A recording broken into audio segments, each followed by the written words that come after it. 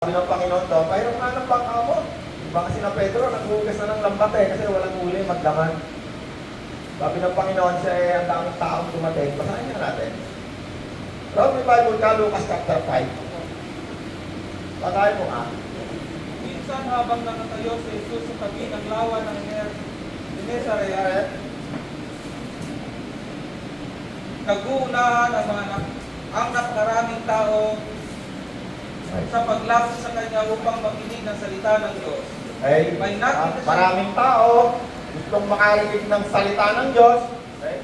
May nakita siyang dalawang bangka sa tabi ng lawa. Wala sa mga bangka ang mga mangingisda, ngunit nasa lawa at naglilinis ng kanilang mga lambat. Sumakay siya sa isa sa mga bangka at humiling kay Simon na may-ari ng bangka na ilayo ng kaunti. Naupo siya sa bangka at nangaral sa mga Nangaral. Pagkatapos niyang mangaral, sinabi niya kay Simon, "Pumalaot kayo at ihulog ang mga lambat upang manghuli." Sumagot si Simon, "Guro, magdamag na po kami ng Guro, magdamag na kami ng isda. ngunit wala kaming nahuli. Pero wala kami nahuli. Ngunit dahil sa sinabi ninyo, ihuhulog ko ang mga lambat." Ganon nga ang ginawa nila at nakahuli sila ng napakaraming isda, kaya halos mapunit ang kanilang mga lambat. Alam mo ko ilang isda yan? 153 large fish. Sa John 21 pala yun, no? Ganun diyang pangyayari. Okay? Paano nangyari? Pero tuloy mo pa, nakahuli sila ng... Ganon nga ang ginawa nila at nakahuli sila ng napakaraming isda, kaya halos mapunit ang kanilang mga lambat. Alright, bro, okay na. Isang araw, habang itong mga mangingisda ay pagod na pagod, so anong ginawa ng Panginoon? Hiniram yung pag-aaring bangka ng mga mangingisda. No? Maaaring yung kung sa negosyo yan. Kaya itong mga negosyo katabi ko, naglaglagan yan kasi hindi yan kasabi sa gawain ng Panginoon. Kami, simula pa man, inihawak ko yung aming kamay sa gawain ng Panginoon. Amen. Meron pa ng pagkakataon nung araw, merong bumili sa atin. Nag-uumpisa pa lang tayo, sa Bombay tayo ng utang eh. Okay. Ito yan, siya bili. Ayun, nagkabayad ko sa Bombay. Walang kuha na yan. Ang pasweldo ko, utangin ko sa Bombay yan. Kasi nung nagtrabaho ako sa Saudi, 3 buwan akong hindi sinuweldohan. Kaya sabi ko, napakawalang yan itong ako ko. Sino rito ang nakaranas sa linggo, hindi nakasweldo? Wala. Mumutang kami sa Bombay. Yung mga pambayad, mumutang sa Bombay. Ano, kabili na, ang bayad ko eh. Oh. Araw-araw, uhulog yan. Pero nung ako'y hinawa ko ang aking kamay sa gawain ng Panginoon, may bumili na sa akin dati eh. 30,000 mahigit, may kulang ako sa pondo. Nag-cheche, kasi nung araw, wala naman akong pera. Utang ako ng utang paninda. Mga pambayad eh. Sa isang araw, meron kaming evangelism. Magtatayo kami ng tent. Yung negosyo, ginagamit ko yun sa mga gawain ng Panginoon. Yung mga maghahalublak ko, dadalahin ko yan doon para maggawa ng tent. Papayaran ko yung mga maghahalublak. Hindi nila alam yun eh. Doon, ganong paraan, ay ang aming kamay ay laging kasama ng Panginoon sa panganaran. Kaya ang Panginoon ko pinapabayaan eh. Yung malalaking isda, katulad nito, nakakahuli ako ng mga isda malalaki. Hindi dilis.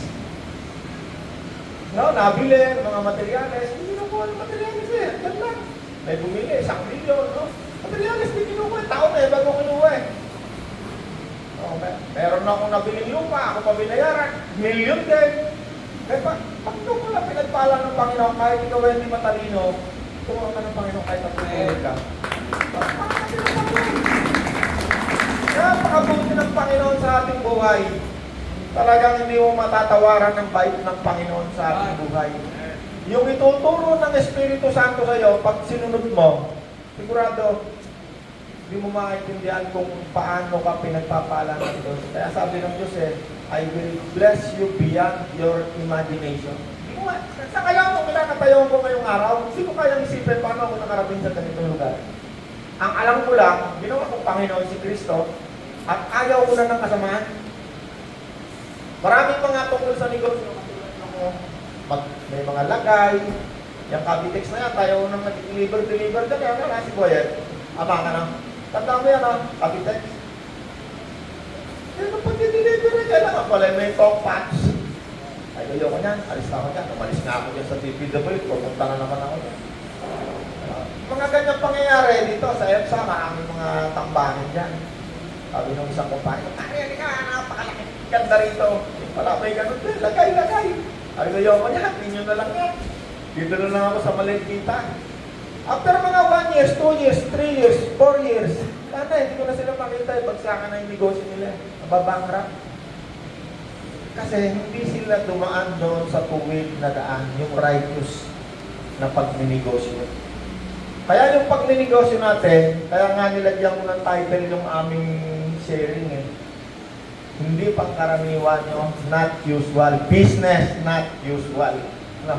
Hindi pangkaraniwan pagninegosyo. Hindi kami takot dyan sa mga BIR. Bakit? Hindi. Kahit hanggang korte, hindi kami takot yan. Sa 30 taon namin pagninegosyo, lagi kami iniingatan ng Panginoon yan. Walang Diyos ang kakampi mo, wala kang kalaban. Wala natin ang Panginoon. No oras na, Rod? Okay, basahin natin itong ano. Basahin natin ang Roma 6. Ito nadaanan na natin dito ko lang konti.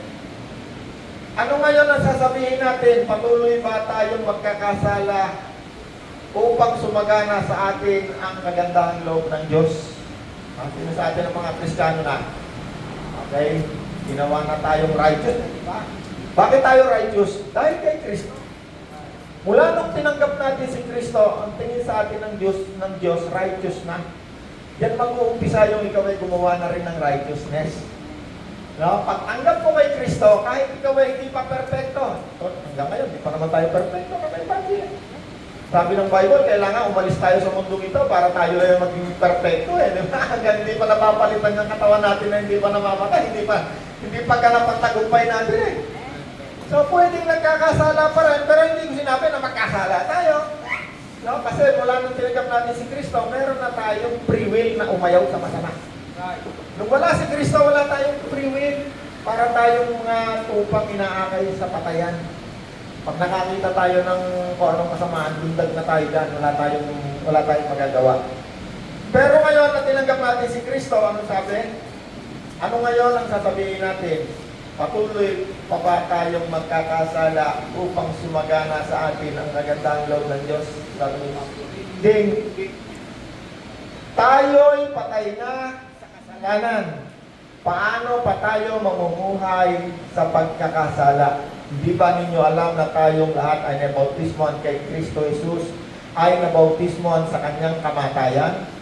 Sa makatuwid tayo'y namatay na at nalibing nakasama ni Kristo sa pamamagitan ng bautismo upang kung paanong binuhay muli si Kristo sa pamamagitan ng dakilang kapangyarihan ng Ama, tayo rin ay magkaroon ng panibagong buhay.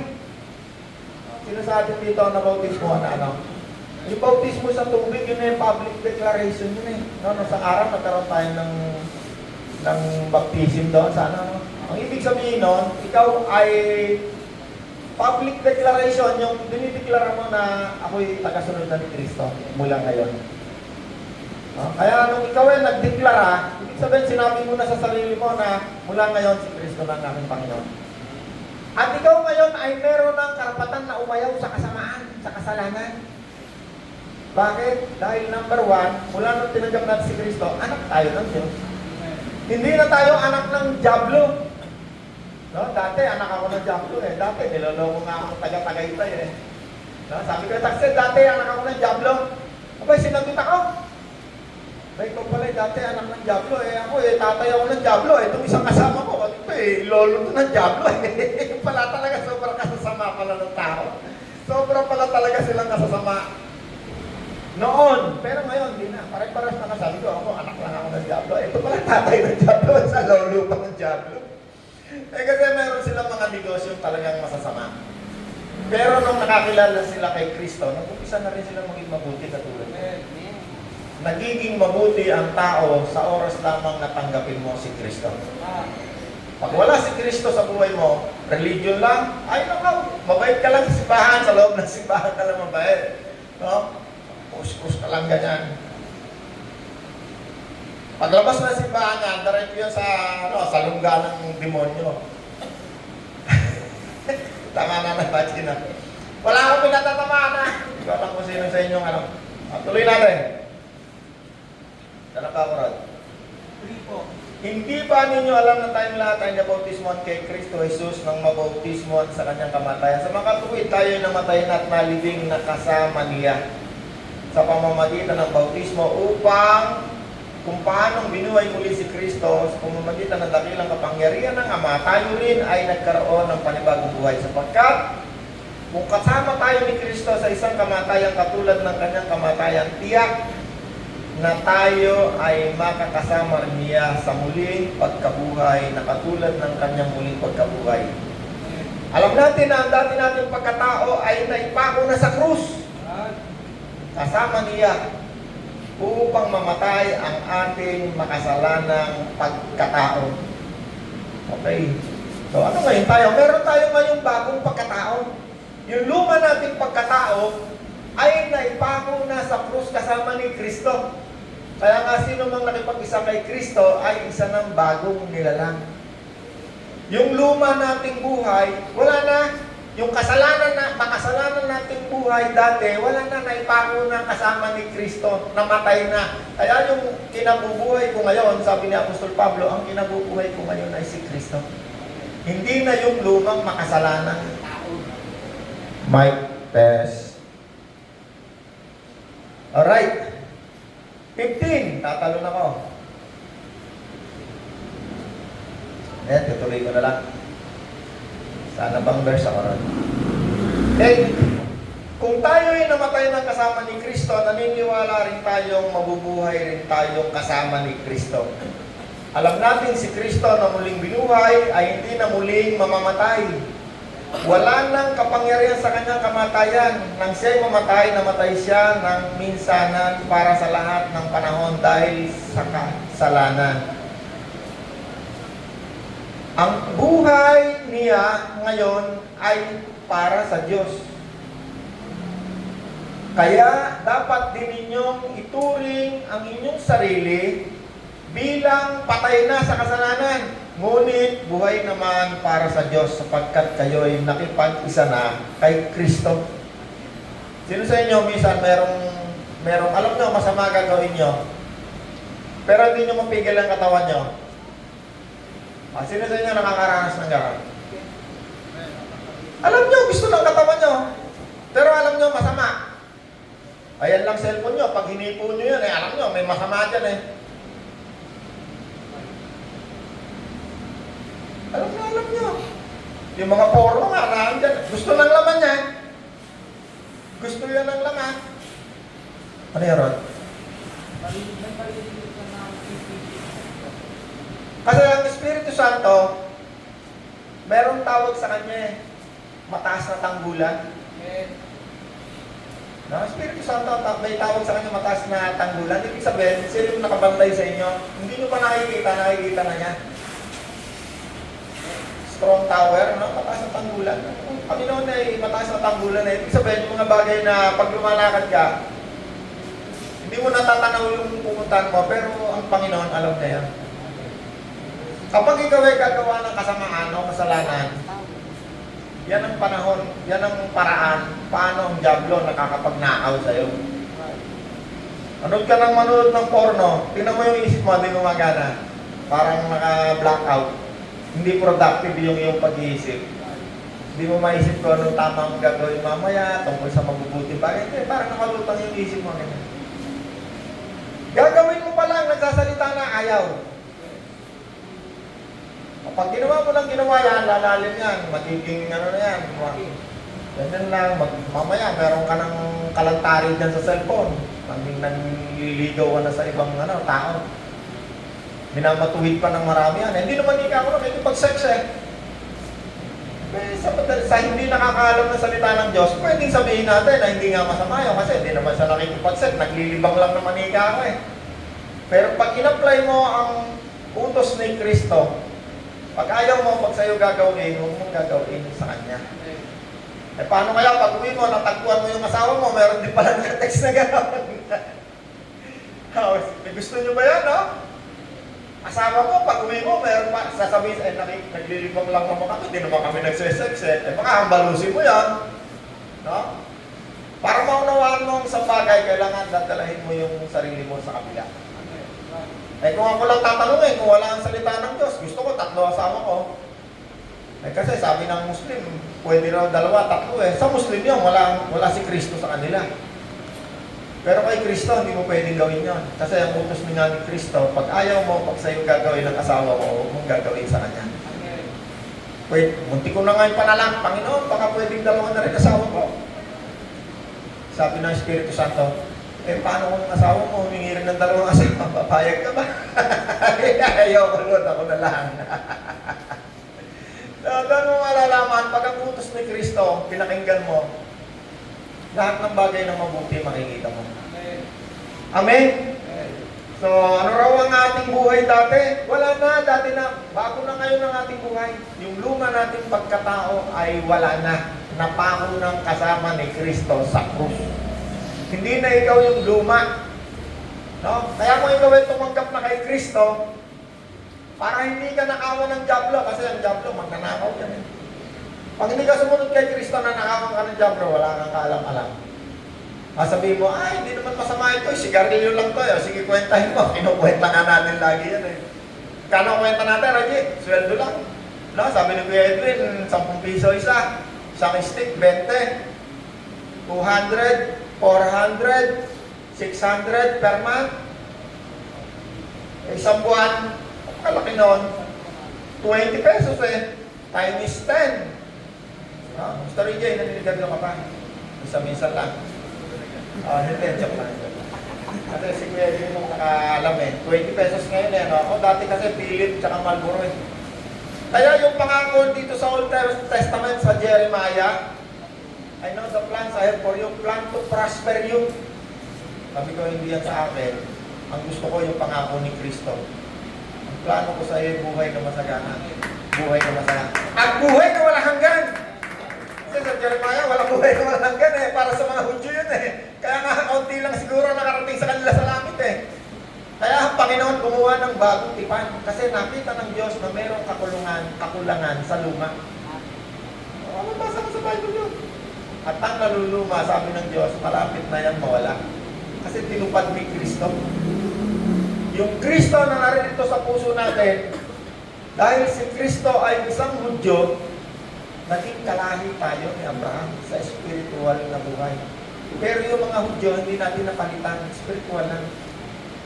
Ay narod, meron pa tayong oras? Wala na, okay. Sige, next time naman ulit. Teka lang, wait. Babalitaan ko lang kayo. Yung nakaraang mga lindol sa Cebu, sa Davao, yung nilagay natin dyan 10, 20, nakakatulong tayo sa mga natidilubyo. 10,000, 20,000, napapadala tayo. Yung mga unang, lahat ng mga dilubyo na meron tayong mabalitaan, tinutulungan natin. Kaya kung meron kayong kamag-anak, tinatanong ko nga kayo, baka meron kayong mga kamag-anak nyo, nag-iba ang bahay, yung talagang nadilubyo, pwede natin tulungan, bigay yan. Kasi yan ay pagmamahal sa kapwa. Hindi lamang natin tutulungan yung kilala natin. Gusto ko nga tulungan yung hindi kilala. Kaya tutuloy ko lang konti para na. Meron akong konti pang share sa inyo. Sabi ng Panginoon, kung ang mamahalin natin ay yung makakapagmahal din sa inyo, wala pa tayong pinagkaiba sa mga masasama at makasalanan. No? Kung ang tutulungan mo lang ay yung inaakala mong makakapagbalik din sa iyo ng tulong, wala pa tayong pagkakaiba sa mga makasalanan. Kung ang pauutangin nyo yun lamang makakabayad sa inyo, actually hindi physical na pera yun eh. Alam niyo yung tinatawag na utang na loob, no? Minsan gumagawa tayo ng bagay, tapos pag hindi tayo binalikan ng magandang bagay, sasabihin mo, wala kang utang na loob! Eh kasi hinihintay natin tayong bayaran ng kabayaran ng magandang bagay. Sabi ng Panginoon, kung ang inyong mamahalin ay yun lamang makakapagbalik sa inyo ng mabuti, sabi niya, wala pa kayong pagkakaiba sa mga makasalanan. Parehas lang. So, paano tayo magiging iba sa mga makasalanan? Gumawa tayo ng mabuti kahit sa mga taong hindi natin kamag-anak, kamana ng palataya. Mga taong nangangailangan, mahalin natin sila.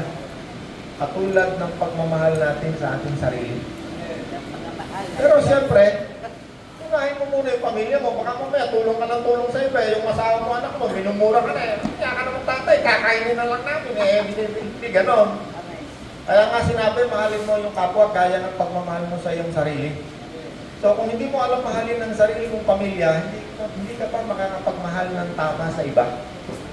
Mahalin mo muna, gawin mo muna yung responsibility mo sa iyong sariling pamilya.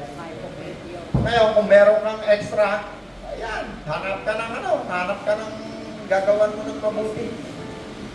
No? Kung gusto nating maging anak ng kataas-taasan, sabi niya, gumawa tayo ng mabuti at magpautang sa mga hindi kayang magbayad sa atin. Hindi utang na pera, utang na loob, yung magandang bagay na gagawin mo. No? Meron akong kilalang tao na kasama ko lang itong nakaraan. Mabuting tao.